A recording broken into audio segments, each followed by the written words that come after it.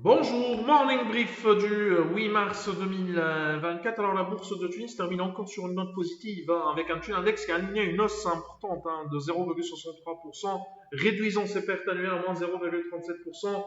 Une hausse qui a été conduite par SFBT, drivée par SFBT. Alors le volume d'échange sur le marché central était modeste, 3 835 000 dinars, où SFBT était le titre le plus actif avec un volume de 1 184 000 dinars, sous couvert, qui est toujours parmi les titres les plus actifs durant ces dernières séances, avec un volume de 284 000 dinars, 244 000 dinars également sur SAH, qui est parmi les titres les plus actifs lors de ces dernières séances. Alors, pour ce qui est des principaux écarts de la journée, on a un BTE qui monte de 4,49%, Sanimed prend 4,46%, Smart Tunisie avance de 4,38%, donc SFBT qui monte de 4,37%, au-dessus de 13 dinars.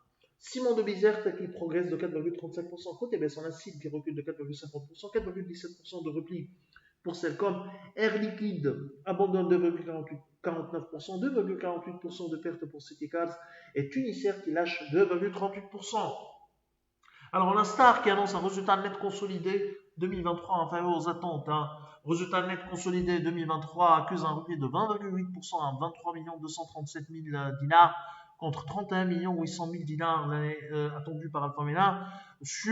Pour le résultat individuel, 15,5% de perte de recul à 26 968 000 dinars. Alors, en revanche,